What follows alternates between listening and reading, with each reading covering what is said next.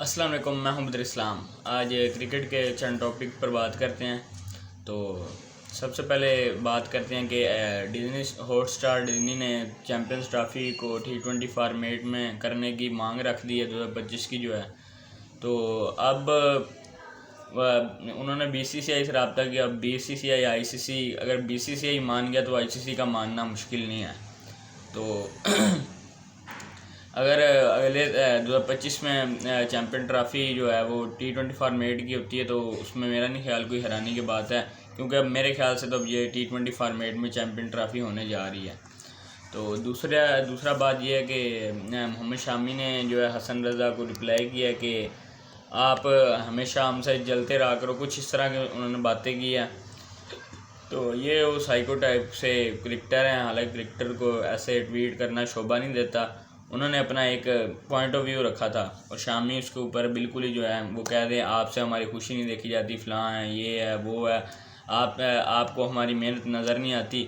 तो ये कल नीदरलैंड का मैच हुआ, मैंने शामी के पहले जो 4 ओवर है ना वो मैंने देखे हैं। तो उसमें कोई स्विंग नहीं थी, कोई सीम नहीं थी, और अलबत्ता जो गेंद अंदर जा रही थी वो भी वो एंगल के साथ ही अंदर जा रही थी। वो ऑफ कटर वो तो किसी भी पिच पे लग जाएगी, किसी भी पिच पे, चाहे वो बेंगलोर है, चाहे वो आपका सिडनी का पिच है, जो भी है वहाँ पे आपका ऑफ कटर लग जाएगा। तो मुझे पता था, क्योंकि ये नीदरलैंड वाले मैच में इन्होंने कुछ भी ऐसा वैसा नहीं करना, क्योंकि उनको तो पता है कि हम नीदरलैंड से जीत जाएंगे, उनके खिलाफ ऐसा वैसा कुछ करने की हमें ज़रूरत नहीं है।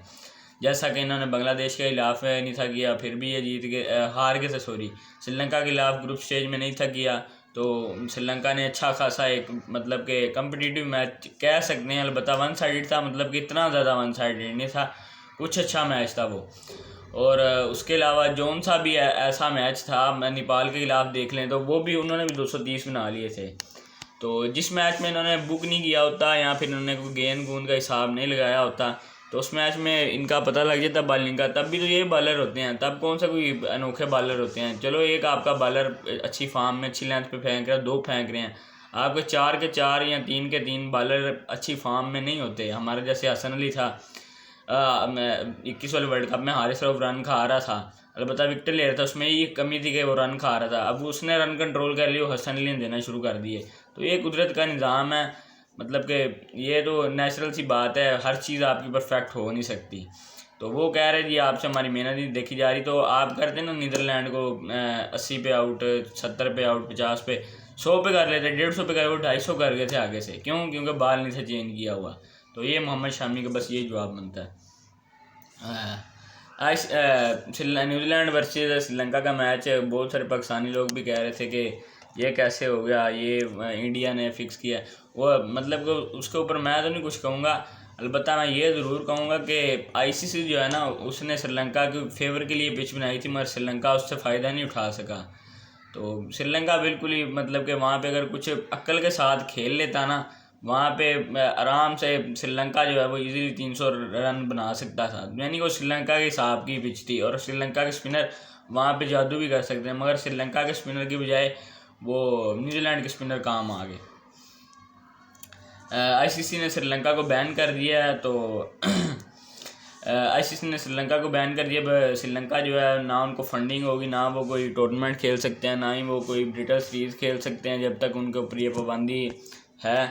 तो अब इससे पाकिस्तान को क्या नुकसान हो सकता है? उनको बैन इसलिए किया गया कि वो सियासी मुदाखलत की वजह से, सियासी तो वैसे बांग्लादेश, इंडिया और पाकिस्तान की भी होती है, मगर उनकी कुछ ज़्यादा सियासी मुदाखलत होती हैं, वो कोर्ट से मंजूरी लेनी पड़ती है टीम साइन के। हमारे यहाँ सिर्फ वो जो होता है ना, जैसे ज़का अशरफ इस टाइम चेयरमैन से मतलब की लेनी पड़ती है, वहाँ पे जज से लेनी पड़ती है, वज़ीर आज़म से, तो वो ज़्यादा सियासी मुदाखलत है। मगर इससे पाकिस्तान को फिर भी क्या नुकसान हो सकता है कि पाकिस्तान की चैम्पियंस ट्रॉफ़ी जो है वो जा सकती है।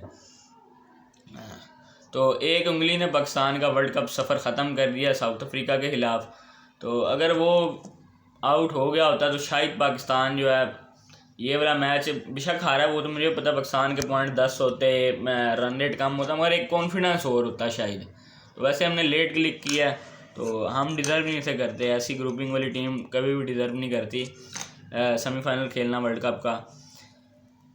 बाबर की कप्तानी के पीछे 1.5 साल से लोग लगे हुए हैं, मगर अभी तक भी वो कप्तान है कि अगर वो अब भी खुद ना छोड़े तो वो उसको कोई हटा नहीं सकता फ़िलहाल।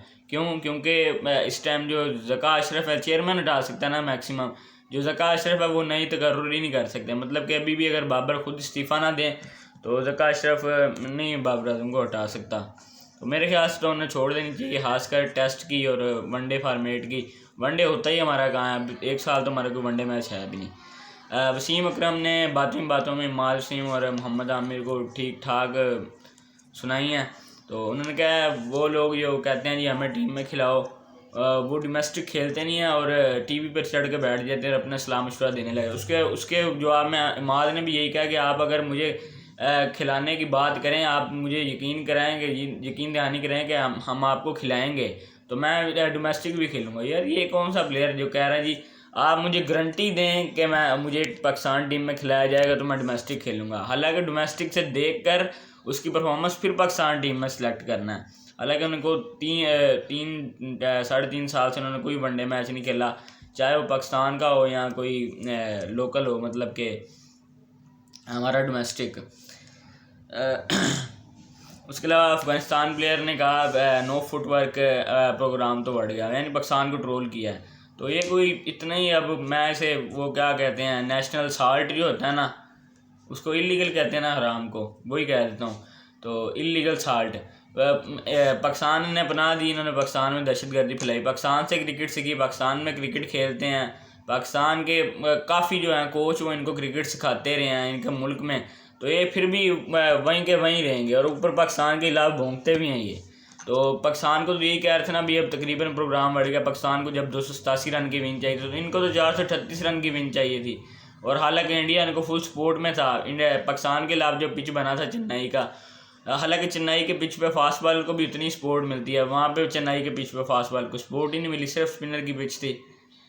तो खैर उससे भी आगे बढ़ते हैं। मेरे ख्याल से कोई न्यू चैम्पियन होना चाहिए, साउथ अफ्रीका या न्यूजीलैंड। अलबत्ता ऐसा होने वाला नहीं है जिस तरह इंडिया ने ये बुक किया हुआ है। अलबत्ता अगर इंडिया की कोई बुकिंग ख़राब कर सकता है तो वो 5 टाइम का वर्ल्ड चैम्पियन ऑस्ट्रेलिया है, जो कि 6वीं दफ़ा भी शायद सामने आ सकता है।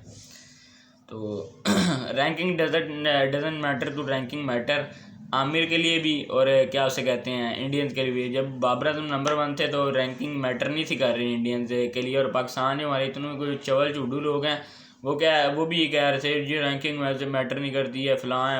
अब वही जो है वो जला रहे हैं पाकिस्तानी प्लेयर को कि ये देखो हमारा प्लेयर नंबर 1 है। तो आमिर साहब कहते हैं जी रैंकिंग कोई मैटर नहीं करती। अब वो कह रहे हैं जी इमाद वसीम नंबर 2 ऑलराउंडर था जब इसे ड्रॉप किया गया, मैं नंबर 10 बॉलर था, तो मुझे क्यों ड्रॉप किया गया। वो रैंकिंग के सिर पर ये बात कर रहे हैं।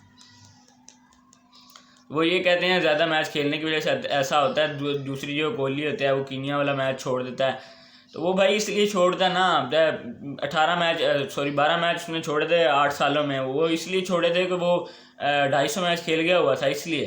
तो हमारा 250 मैच तो मेरे ख्याल से 30 सालों में नहीं होंगे कहीं, तो वो जो 8-9 साल में खेल गया 250 मैच अकेला। तो शहनशाह अफरीदी मेरे ख्याल से पाकिस्तान का बिगेस्ट क्रिकेटर बनेगा। तो वैसे तो मेरा फेवरेट बाबर आजम है, मगर मेरे ख्याल से सबसे बड़ा पाकिस्तान का क्रिकेटर अब तक का जो मैंने देखा वो शहनशाह अफरीदी है, और वो ही बनेगा मेरे ख्याल से। अलबत्ता मैं बिल्कुल उसके हक में नहीं हूँ कि उसे कप्तान बनाए, अलबत्ता वो अब कप्तान भी बनेगा और वो मेरे ख्याल से नेचुरल कैप्टन है। वो हमें शायद 2024 वर्ल्ड कप भी जितवा दी, क्योंकि आकिब जावेद तो कहते हैं ना एग्रेसिव फैसले कोई नहीं। अलबत्ता ये है कि वो एक लकी कैप्टन है MS धोनी की तरह, मेरे ख्याल से वो हमें शायद 2024 का वर्ल्ड कप जितवा भी दे। ये नहीं कह रहा मैं कि जितवाएगा। तो अगली वीडियो तक अपना ख्याल रखिएगा। अल्लाह हाफिज़।